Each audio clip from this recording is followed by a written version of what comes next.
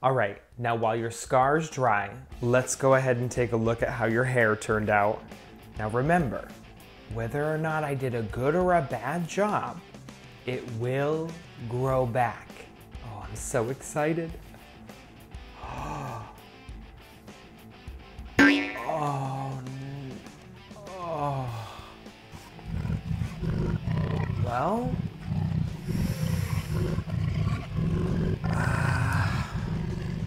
let's try on some wigs. You look like Carl from The Walking Dead. No, wait, Rob Thomas. Ah, very Barbie. Dolly Parton. Starting to look like Debbie from the Addams Family. I know.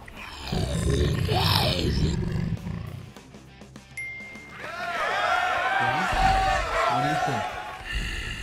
I think this is your color. It really brings out your smile.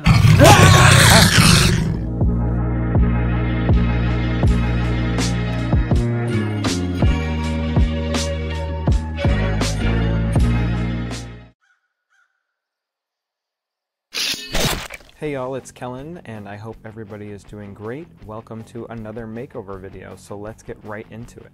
To start off, I'm mixing up just a really small amount of epoxy sculpt. While I wait 5 minutes, I'm taping over the eyeballs, and then I'm going to start applying it to the edges of the wound. I apply it just like scar wax, same way if you looked up a makeup tutorial on how to apply this on your own face. Don't put epoxy sculpt on your face. Once I've applied it to the edges of the wound, I'm using a sculpting tool to feather down and blend the outside edge, leaving a lip on the inside. Here's what it looks like when I'm finished. It sets up in about 24 hours and it's as hard as plastic. Now I'm going to be moving on to building the fake stone bench that I'm making out of 2-inch foam.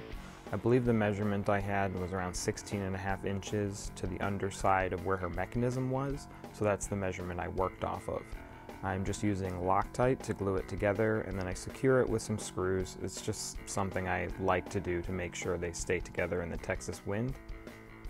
Now I'm cutting some 3/4 inch PVC pipe and just drilling down on the underside of the bench, and then I'm going to use a mallet to pound those pieces of PVC in.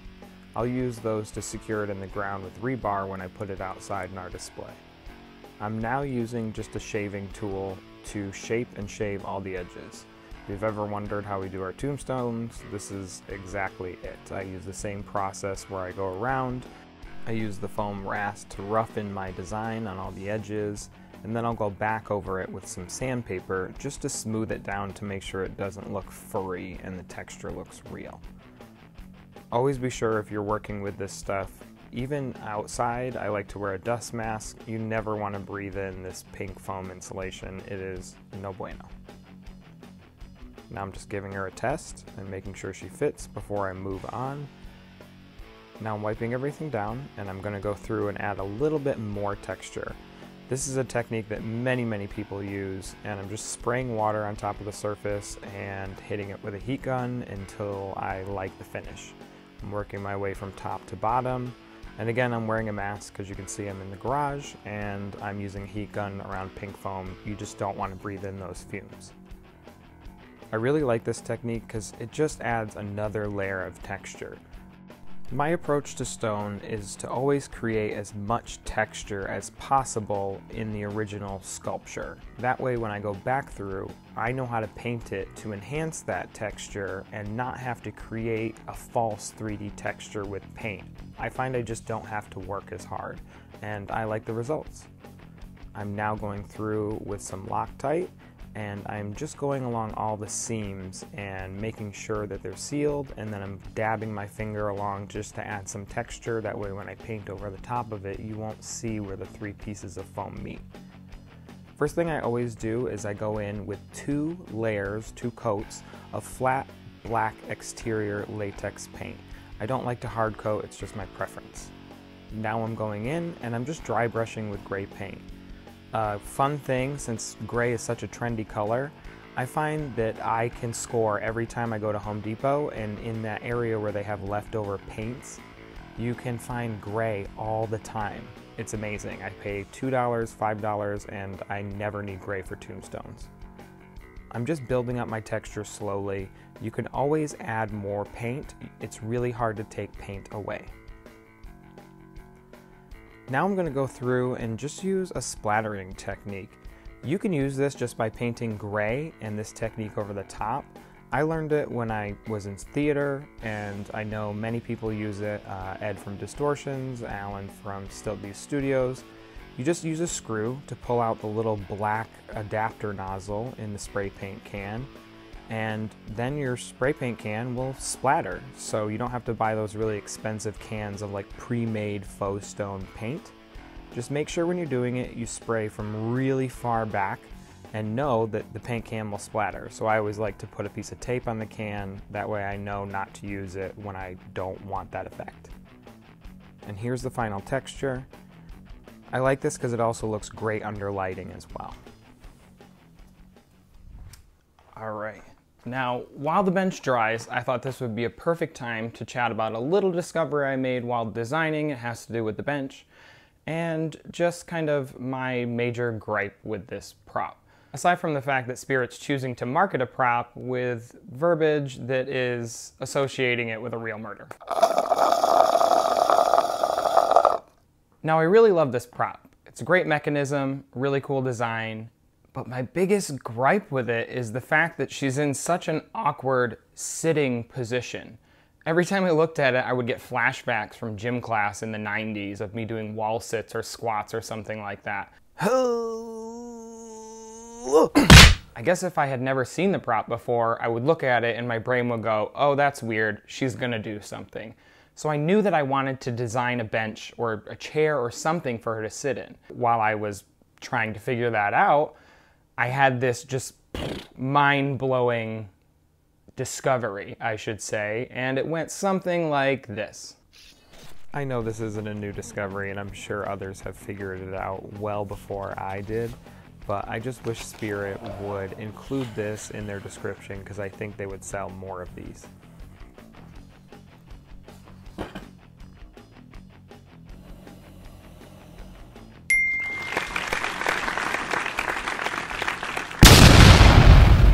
Now, honestly, I think the best upgrade for this prop is to just slide a chair under her.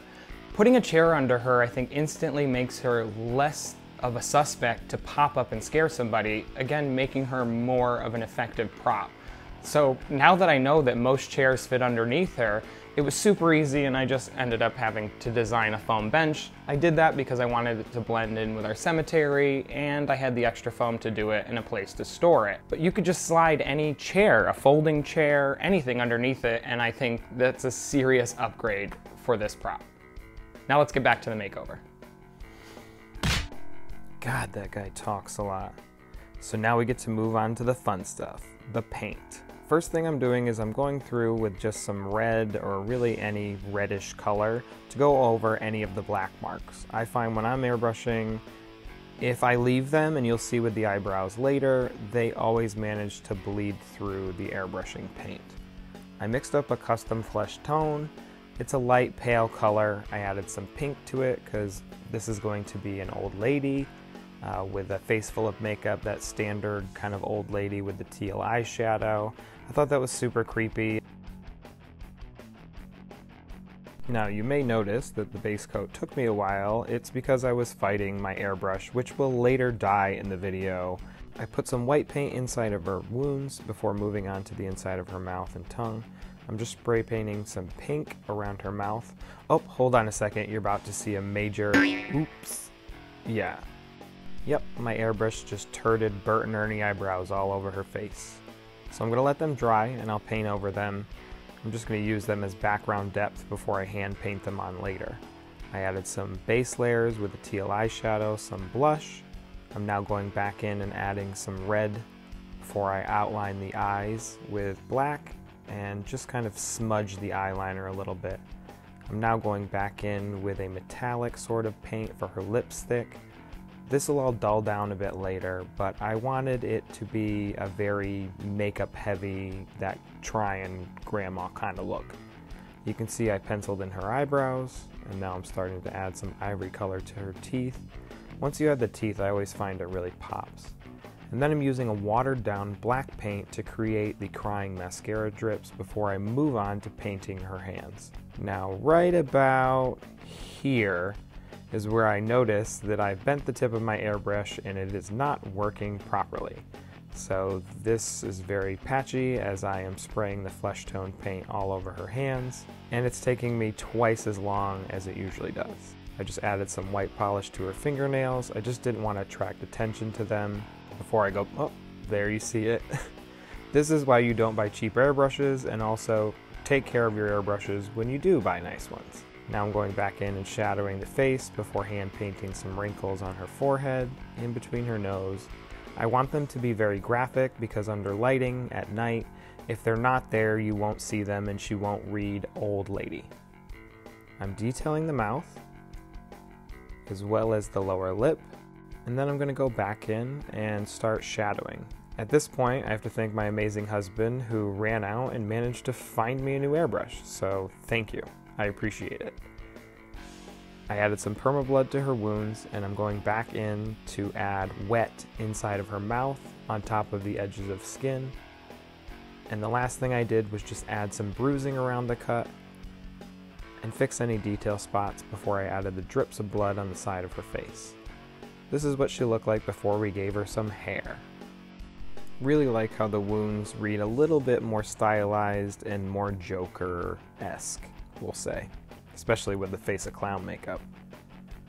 Now moving on to attaching her wig. I'm just fitting it on first. The reason I chose a short wig was because her wig in the original prop always drove me nuts. Every time I saw it in store, the hair was all over her face. It seemed just too heavy and overwhelming. By using the shorter wig, it actually hits right at her jaw when she's leaning forward, and when she tilts her head back, it's much more of a dramatic reveal. I'm moving on to doing some under costuming by just adding some creepy cloth around her neck. The nightgown that I have has a low neckline, and this was just my solution while allowing mobility. I'm now just going to spray paint the bottom edge. The nightgown again that I have is a little bit short, but I kind of like it because it almost makes her look like she's floating. I did choose to use the original costume underneath. After testing, I found that it really didn't hinder the prop. It slowed it down a bit, but in a good way that made it a little less violent and prone to break. Just can't test enough. Now I'm putting the nightgown on. I added a strip of Velcro to the back, just like most spirit costumes, to ease in getting it on and off. I also tied a belt around the waist to define her waistline a little bit more. Now I'm detailing with an airbrush with some black around the bottom, around the wrists, some yellow under the armpits and around the neck. I don't want to go too grimy with this. I want her to look maybe like she's been lost in the graveyard for, a few hours. I'm attaching her head with screws and moving the bench in place before I move on to detailing the bench with the flowers. I arranged all the fake flowers first along with the petals before going back and attaching them with some sticky hot glue. Then I went back over it with my permablood, and that was my final layer, dripping it into her hands and on her shirt. I didn't want it to be too graphic from afar and have it get grosser as you got up close. Was going for kind of a weeping woman gone mad sort of effect. Just wanted to add that we added some Velcro to the bench in the back of her dress where it lines up to help hold the dress during windy days. And here's the final look. Man, I really loved how this old lady turned out. She's super creepy, and I know she's gonna scare the heck out of lots of kids when I put her at the edge of our cemetery. I hope you guys enjoyed this makeover video as much as we enjoy filming them. Thank you again so much for all the amazing support. We really appreciate it, and we read every single comment. Thank y'all again so much for the support. If you enjoyed this makeover video, be sure to let us know by smacking that like button below. And if you don't want to miss out on any future makeover videos, prop builds, or vlogs, be sure to hit that subscribe button. That way you don't miss out. Now remember, if you create it, they will come. Let's check out the new Demonic Dahlia.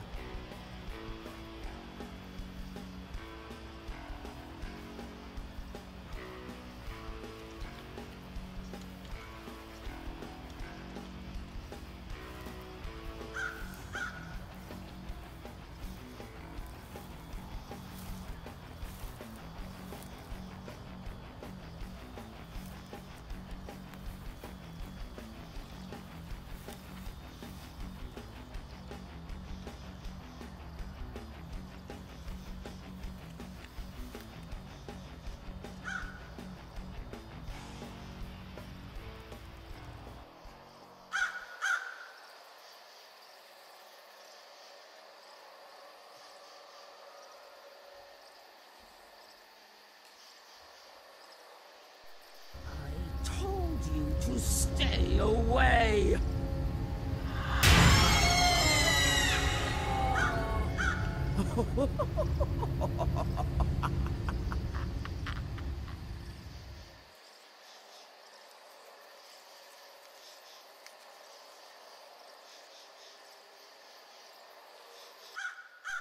I told you to stay away.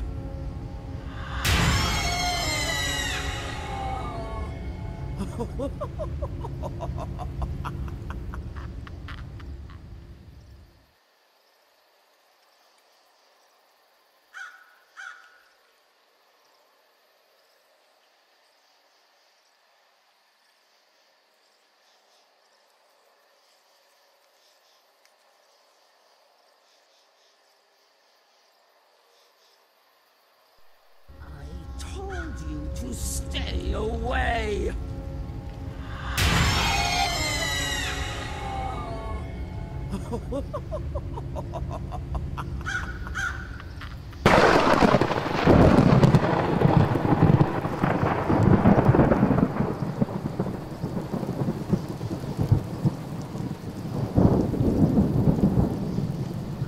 Told you to stay away.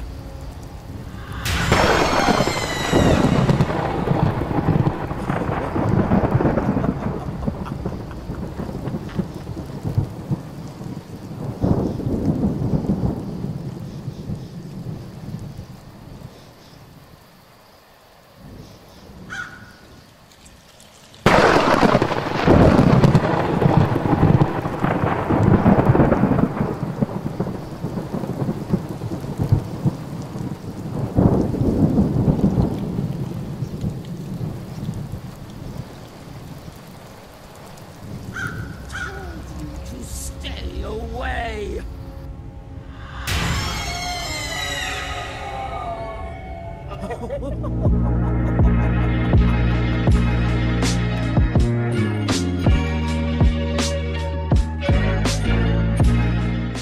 Now remember, whether or not I did a good or a bad job, it will grow back.